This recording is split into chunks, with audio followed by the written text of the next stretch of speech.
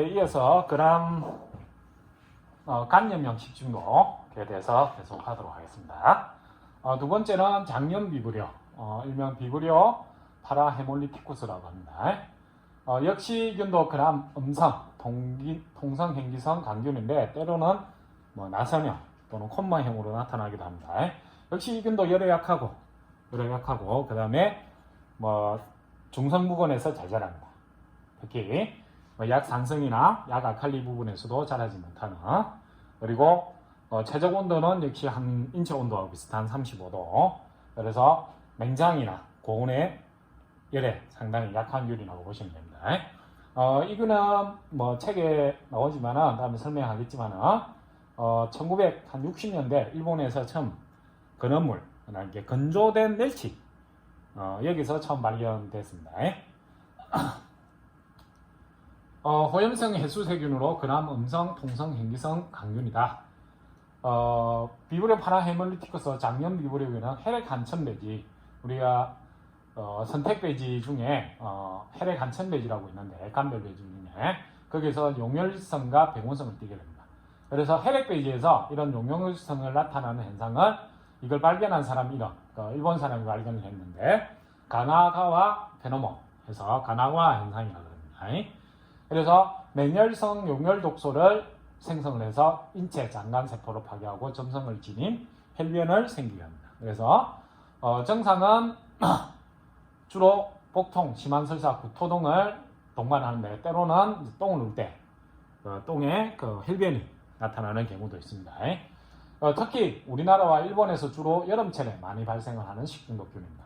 그래서 일본이나 우리나라는 주로 해를 날것으로 먹는 문화가 있죠. 그렇다 보니까 주로 우리나라나 일본 또는 중국 등에서 나타나는데 때로는 알래스카 쪽에 연어나 이런 것들을 날것으로 먹는 지역에서도 나타나기도 합니다. 그러나 주로 우리나라와 일본 여름철에 주로 발생하는 식중독이다. 그래서 역시 식중독을 일으키기 위해서는 다량의 균체량이 필요하다. 균체량이 잠복기는 한 12시간 정도면 복통, 심한 설사, 구토 증상을 나타낸다. 발생 현황은 여름철에 많이 발생한다고 그랬죠. 그래서 우리가 여름철에는 주로 해를 먹지 마라 그러죠. 날 것으로. 주로 7월에서 9월 사이 3개월 동안 가장 많이 발생을 한다. 근데 이 균의 특징이 비브리오 균의 특징은 우리가 2장에서 식품과 미생물을 할 때 호염성 세균이라고 했습니다. 호염성 세균. 호염성 세균의 특징은 최소 1% 이상의 염도가 있어야 된다. 그래서 민물에 한 30분 정도 깨끗하게 씻으면 이 균이 삼투압에서 죽습니다. 그래서 여름철에 굳이 해를 먹겠다면 민물에, 특히 아가미 쪽에 이 균들이 많이 존재를 합니다. 아가미나 이런 부분을 깨끗이 민물에, 흐르는 물에 30분 씻은 후에 드시는 게 좋은데 되도록이면 매운탕이나 끓여서 먹는 게 좋다. 열에 약하기 때문에. 원인 식품은 주로 해산 어패류를 다룬 칼, 도마, 행주 등의 조리기구에 의한 교차에 의해서, 그러니까 이걸 다룬 칼, 도마, 행주를 다시 야채를 썰거나 육류를 썰거나 이렇게 했을 때 그게 교차 오염이 돼서 일어나는 경우가 있습니다.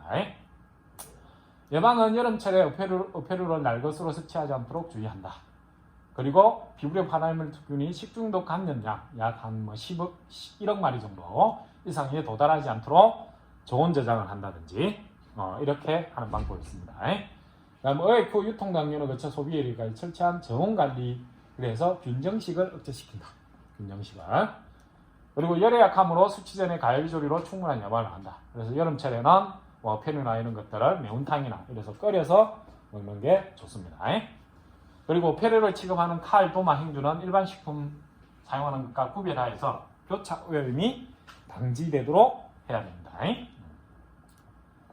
생긴 거는 이런 식으로 강균, 그다음 편모를 가지고 있습니다. 때로는 이 강균이 조금 더 굽은 콤마형이나 또는 여기 조금 더 희연, 이 편모처럼 나선형 타입으로 보이기도 한다. 나선형 타입으로. 그래서 비브리오 파라헤몰리티균의 전자현미경 사진입니다. 자, 세 번째, 같은 비브리오 쪽입니다. 근데 이놈은 폐혈증을 일으키는, 요새 이제 코로나 바이러스 때문에 폐렴 이런 말이 많은데, 얘는 균이 폐렴을 일으키는 균이라고 보시면 됩니다. 그래서 이름도 비브리오 폐혈증입니다. 비브리오 블리퍼커스라 해서 호염성 해수색입니다. 역시 마찬가지로 한 염농도 1% 이상이 돼야 균이 자란다. 그래서 민물에는 잘 자라지 못하는 균. 그 다음 음성, 통성, 행기성 강균으로 특모성 펜본은 없다. 그 다음에 4도씨 이하나 45도씨 이상에서는 정식 못하고 내열성이 약하다. 그래서 이 균도 역시 예방을 하려면 열 처리를 충분히 하거나 냉장에서 균이 정식되지 않도록 저장하는 게 중요합니다. 특히 오염된 어패류 수치에서 발생하는 갱구 감염병과 오염된 해수가 피부 상처에 접촉함으로써 균이 침입해서 발생하는 창상간염 두 가지 행태가 있다. 그러니까 먹는 것뿐만 아니라 여름철에 해변가에서 놀다가 뭐 조개나 이런 껍질에 비었는데 여기에 이제 해수에 이 균이 존재를 하면서 그 상처 부위에 이 균이 오염이 돼가지고 혈액성을 통해 가지고 폐혈증이 감염되는 경우가 있습니다. 이 두 가지 경우가 있기 때문에 먹는 걸 철저히 한다고 해서 안 걸리는 게 아니다. 안 걸리는 게. 잠복기는 보통 24시간이고 정상으로는 오한 발열, 그리고 수포동 창상간염과 유사한 피부 병변, 그리고 폐혈증 등의 특유 증상이 발생이 됩니다. 그래서 치사율은 약 50% 됩니다. 급성 폐렴으로 발전해갖고 죽는 경우가 많습니다. 그래서 상당히 조심해야 된다.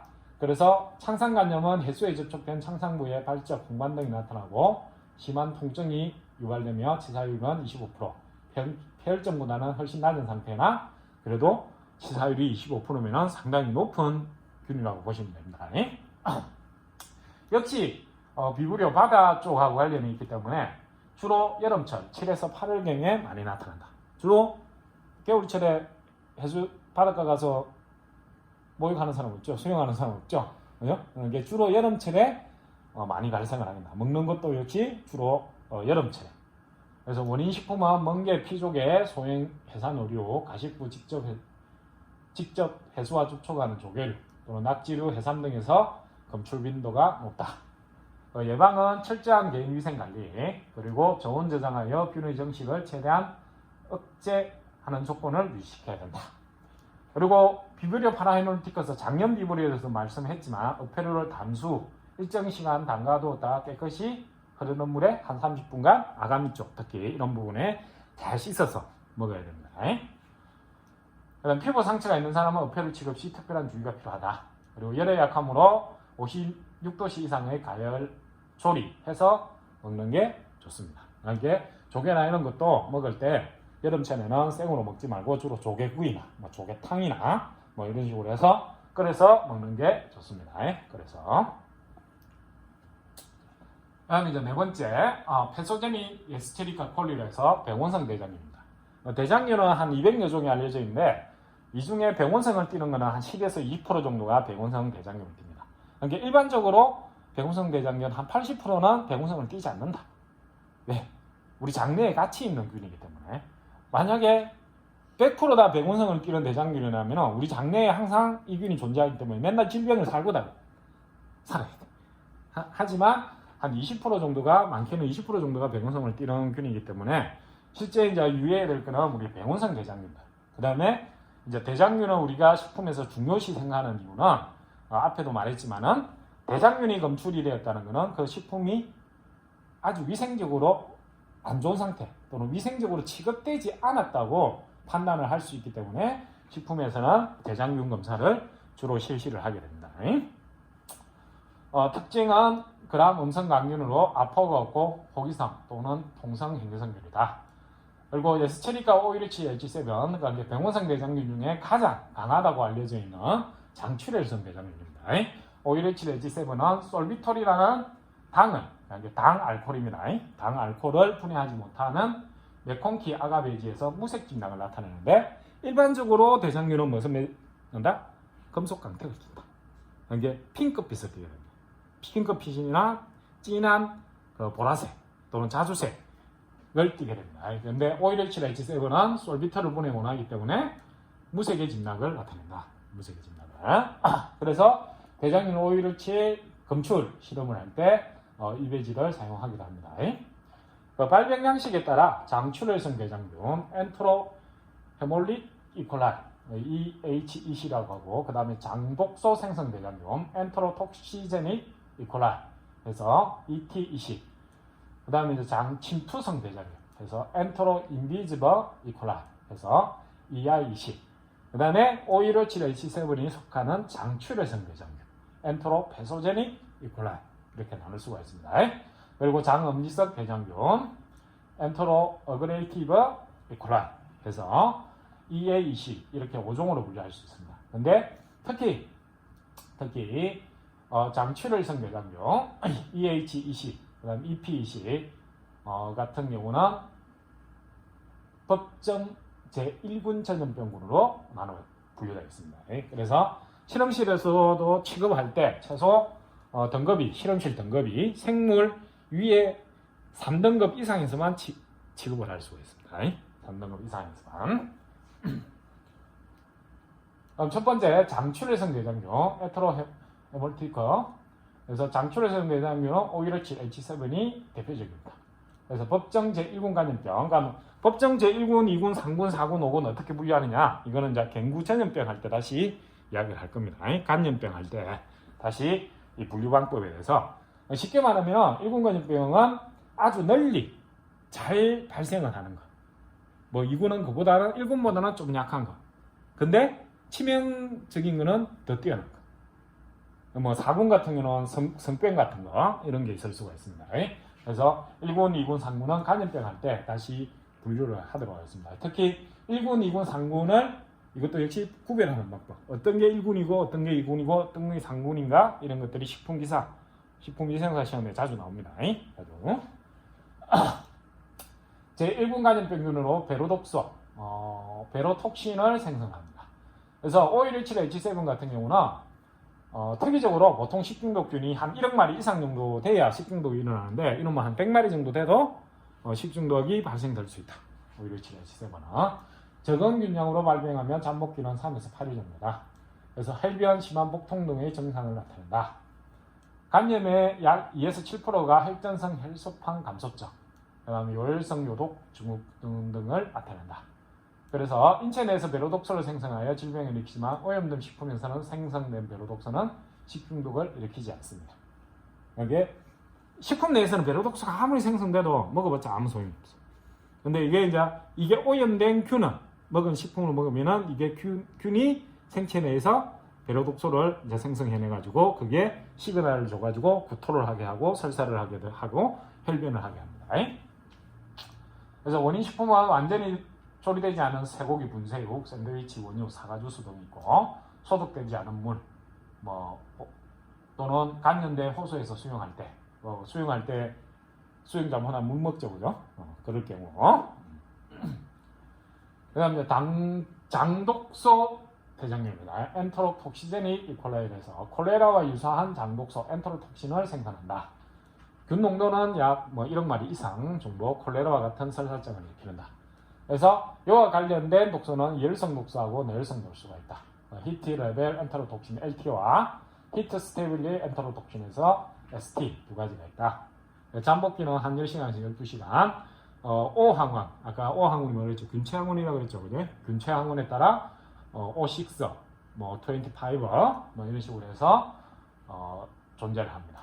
그래서 증상은 소양성 설사, 복통, 구토, 한전증, 피로, 탈수 등을 나타난다. 다음 세 번째 장침투성 대장균입니다. 엔테로 인비지블 이콜라이. 발병 균량 역시 1억 마리 이상 균이 다량의 균체가 있어야 된다. 주증상은 발열과 복통, 그 다음에 대장점막의 상피세포에 침투해서 세포점막을 개사시켜 궤양을 형성시킨다. 그래서 혈액과 점액이 섞인 설사를 일으킨다. 잠복기는 10시간에서 12시간. O28 이런 것들이 여기에 속한다고 보면 됩니다.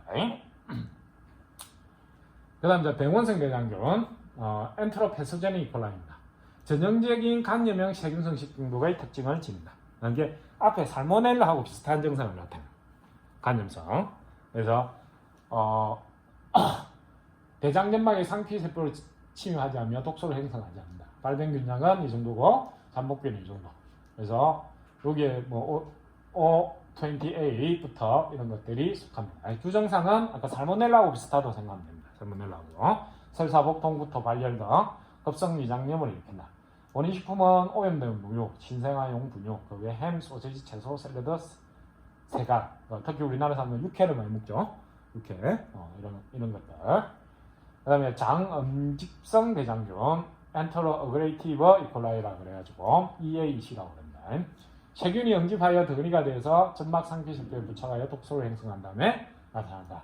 증상은 장내원성 대장균하고 유사합니다.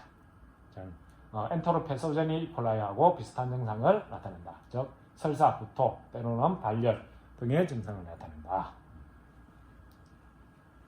그래서 병원성 대장균 5가지가 있는데 이 통틀어 이 대장균의 발생 현황을 보면은 계절에 관계없이 연중 발생을 하는 게 특징입니다. 계절에 관계없이. 그리고 병원성 대장균은 가축, 애완동물, 건강한 보균자 자연 환경에 널리 분포하게 되어 있다. 그래서 대장균도 인수공통전염병균이라고 보면 된다. 인수공통전염병균. 식품의 비위생적 취급 처리에 의한 오염되기 때문에 균이 오염되거나 정식된 모든 식품물. 그래서 우리가 식품의 어떤 위생 상태, 오염 척도를 사용할 때 대장균을 사용하죠, 그죠? 특히 소는 예스체리카 오일리치 H7 아까 장출혈성 대장균 가장 강력하다는 주요 보균 동물이다. 특히 임산부가 이 오일리치 H7이 걸린 오염된 소를 먹었을 때, 완전히 안 익힌 소를 먹었을 때 유산이나 자기 자신도 죽을 수가 있다. 자신도. 예방은 철저한 개인위생, 손 씻기, 수칙 준수, 환자와는 격리치료. 열에 약하여 75도에서 30분, 3분간 가열하거나 또는 부세역되는 중심부까지 익혀야 됩니다. 그리고 음료수는 위생관리 철저히 해서 되도록이면 끓여서 먹는 게 좋습니다. 끓여서. 그래서 강균 형태의 여러 가지 다발성 편모를 갖고 있는 게 대장균입니다. 대장균. 대장균을 보면은 장병원성 대장균, 장독소 대장균, 장침투수 대장균, 장철효성 대장균 중에 오일리치 H7이 속합니다. 그다음에 장음리성 대장균 이런 게 있습니다. 그러니까 O는 균체 항원을 나타내고 아까 H는 뭐라 그랬죠? 편모 항원을 나타낸다. 편모 항원. 그러니까 얘는 처음에 분자 유전학이 발달하기 전에 분류를 할 때 O 균체 항원 157번 반응을 하더라고요. 그다음에 편모 항원 7번하고 반응을 하더라. 그래서 OLH H7이라고 명명을 하는 겁니다. 자, 좀 앞에 나왔는데 우리가 아까 서두에서 한 6개, 7개 간염성 질환이 있었습니다. 간염성 식중독 중에. 간염성 식중독 중에 이놈, 지금 우리가 해야 될 하는 리스테리아 모노사이토제네시스를 빼고는 싹 다 그람 음성균입니다. 그람 음성균. 근데 이놈은 뭐다? 그람 양성균이다. 그러면 진화학적으로 우리가 미생물이 진화를 할 때 뭐부터 진화를 했느냐? 우리가 생각할 때는 음성이 먼저 진화가 됐을 것 같다고 생각하는데 아닙니다. 그람 양성균이 고세균에서 먼저 양성균이 진화를 하고 이게 이제 토양에서 상제하다가 다시 장내로 들어가게 됩니다. 그게 그람 음성균입니다. 그래서 진화학상으로 보면은 그람 음성균이 그람 양성균보다 진화가 덜 된 거예요. 더 된 거. 그래서 이놈은 간염성, 우리가 세균성 식중독 중에 유일하게 그람 양성균이라는 걸 꼭 알아둬야 됩니다. 그리고 그람 음성균은 대체적으로 열에 약합니다. 그 다음에 산이나 알칼리에 약합니다. 그 다음에 열에 약하다는 것은 온도, 급격히 올린 온도에도 약하지만 저온에서도 약하다는 걸 의미합니다. 근데 이놈은 상대적으로 다른 간염성 세균성 식중독, 음성균보다는 저온에도 강하고 또 고온에도 열 처리에 좀 강하고 그 다음에 내건조성, 그 다음에 알칼리 이쪽에도 다른 음성균의 세균성 간염형 식중독보다는 강합니다. 근데 다음 시간에 아니고 그 다음 챕터에 이제 독소형 세균성 식중독을 할 건데 독소형은 싹 다 뭐다? 모두가 다 그람 양성균입니다. 모두가. 그러다 보니까 그람 음성의 간염형 식중독보다는 열이나 이런 것들에 대체적으로 좀 강합니다. 그람 양성의 무아포성, 통성, 행기성을 띈다. 역사나 이런 것들은 책에 있으니까 그는 다음 시간에 간략하게 수업을 하도록 하겠습니다. 그래서 냉장 온도에서 오랫동안 생존, 증식할 수 있는 내온성 세균이다. 이게 저온에도 좀 강하다. 저온에도. 그리고 다른 세균에 비해 열, 연기, 산에 대해서 내성이 비교적 강하다. 그죠? 특히 리스테리아 같은 경우는 1970년대 이후부터 식중독이 발생한 균입니다. 이게 살모넬라나 이런 것들 이전부터 있었는데 1970년대부터 이후부터 이 균이 물론 그 전에 있었겠죠. 있었는데 70년대 이후부터 주로 한두 건 나오기 시작해서 발생 빈도가 점점 높아지고 있는 균이 리스테리아 모노사이토제네시스라고 보시면 됩니다. 그 다음 냉장 저장 식품에 오염된 균이 배원성이 강하며 중증인 경우 치사율이 30에서 40% 정도다. 그 다음에 인수 공통전염병입니다. 특히 소, 가금류 이런 쪽에 많아 있습니다. 그래서 동물성 식품, 토양에서 생산되는 식품에 많이 오염이 되어 있다. 여기 11종의 혈청형이 보고되어 있으며 이 중에 4B, 2-1AB, 2-1B 등에서 식중독이 일으킨다. 그 중에 이 세 개의 혈청학적으로 세 종류가 약 발생률이 90% 정도입니다. 근데 특이적으로 4B는 풍미와 관련된 식중독의 80%를 차지합니다. 예. 증상은 감염되어 나타나는 질병을 우리가 리스테리아증이라고 합니다. 리스테리올리시스라고 해서 동물이나 사람에게 임산부, 특히 신생아, 노인, 면역자에게 유산 또는 폐혈증을 유발하게 됩니다. 이게 폐혈증이 계속 나오는데 코로나도 폐혈증이 나오는데 대부분 식중독균이 위장 질환 아니면 폐와 관련된 질환들을 일으킵니다. 근데 보통 식중독균은 두 가지 동시에 위장 질환하고 폐 질환하고 동시에 발병을 시킵니다. 치사율은 위장 질환을 한 거는 대부분 설사하고 내 배 아프고 며칠 배 아프고 항생제 맞고 이러면 낫습니다. 근데 폐 쪽으로 전이가 되면은 치사율이 높아진다. 폐 쪽으로 전이가 되면.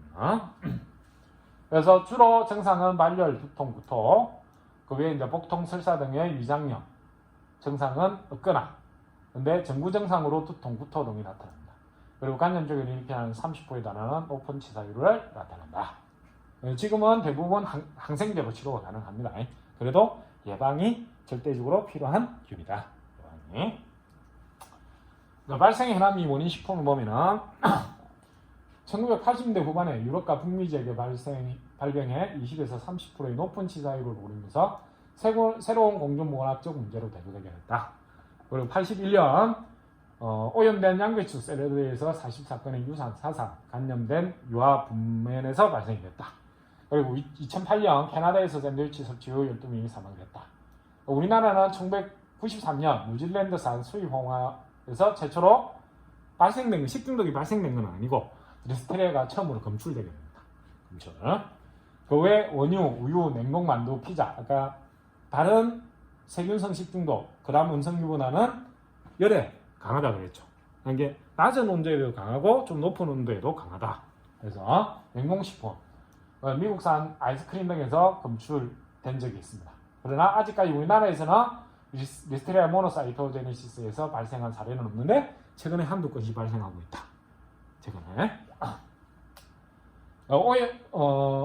주로 원인식품은 오염된 우유, 치즈, 아이스크림 등의 유가용품.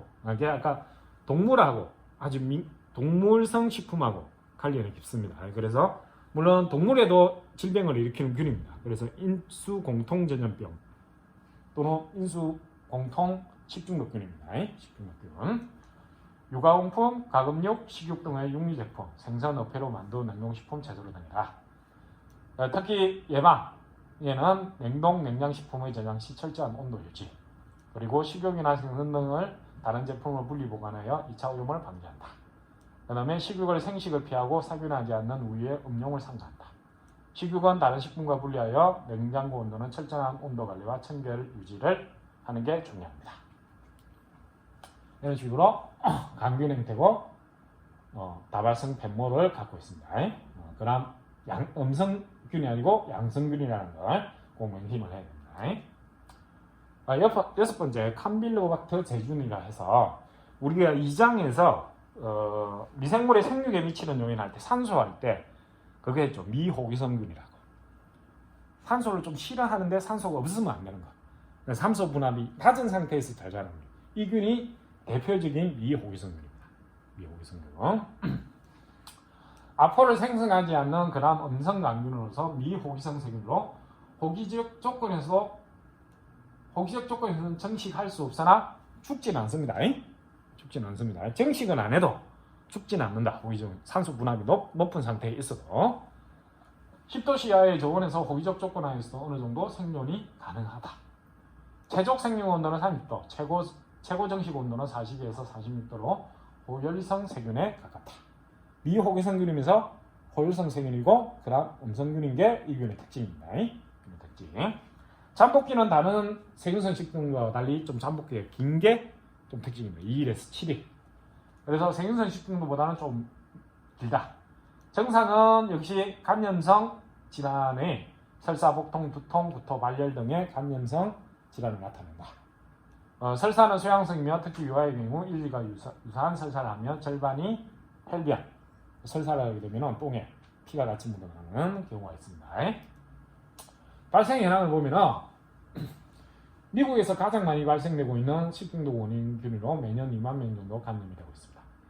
여기 아까 식중독 발생 현황에 우리도 봤듯이 캄빌로박터 제주니가 주로 많이 발생을 하고 있죠. 그죠? 왜냐하면 외식 산업 또는 급식 산업하고 연관이 많습니다. 이거는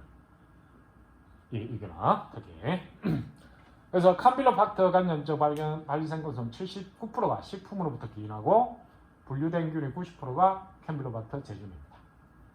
특히 비위생적으로 관리한 닭이나 가금류, 그다음 요리한 음식이나 조리하는 동안 교차오염, 비살균 우유, 그다음 오염된 물 등에 의해서 이 균이 발생됩니다.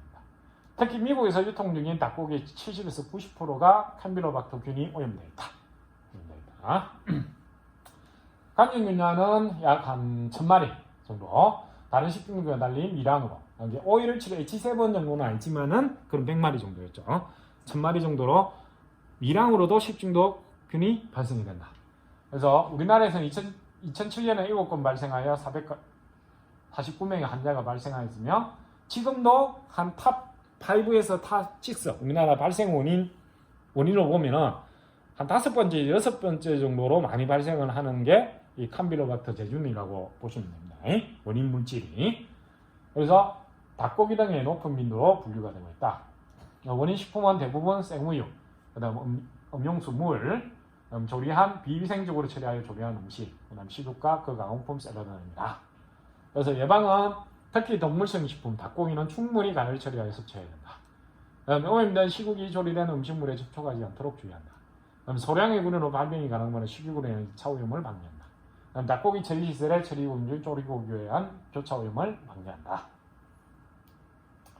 나선형, 스필름 행태를 띠고 편모를 가지고 있는 게 캄빌로박터 제주니 균입니다. 그 다음에 감염성 식중독의 이제 마지막 여시니아 엔테로콜리카. 이게 우리가 전염병 중에 여시니아 페스트라고 있습니다. 페스트 흑사병을 일으키는 균. 그 놈하고 사촌이라고 생각합니다. 근데 이놈은 식중독균, 전염병균은 아니고 식중독균입니다. 그래서 여시니아 엔테로콜리카로 역시 음성균, 아까 양성균은 리스테리아 모노사이토제네시스밖에 없다 그랬죠. 간염형 세균성 식중독에서는 역시 음성균이고 통성행기성 강균 행태를 띠고 있다.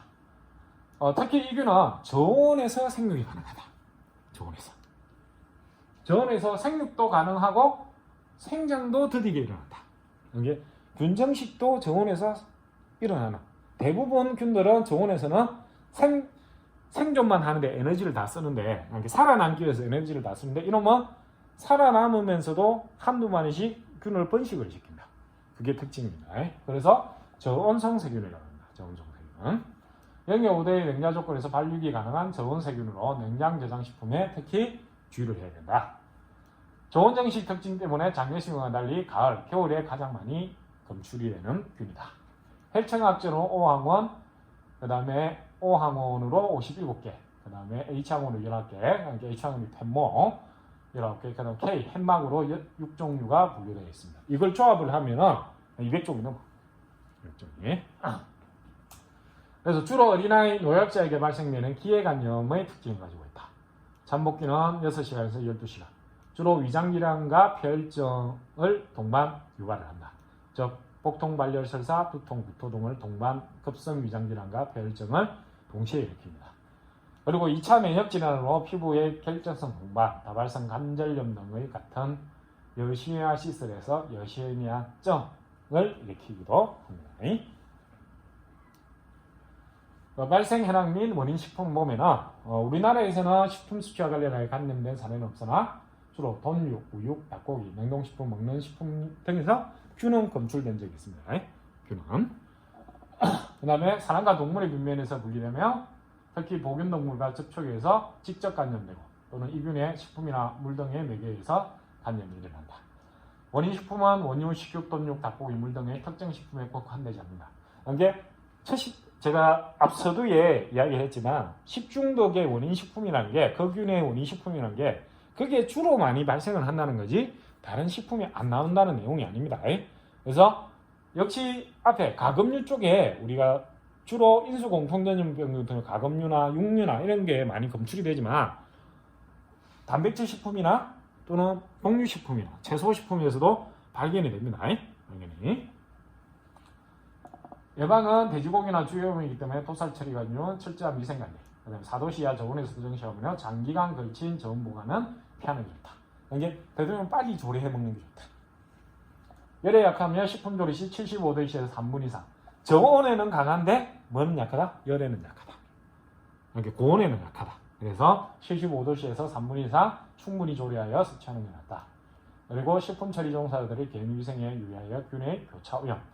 이제 돼지고기 만지고 그걸 또 쓴 칸이나 도마는 뭐 채소 쓰는데 이런 데는 절대 못 하도록 교차 오염 방지를 해야 된다.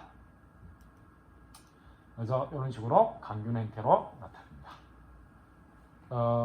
그 다음은 독소형 식중독입니다. 이거는 좀 더 쉬었다가 이제 독소형 식중독에 대해서 이야기를 하도록 하겠습니다.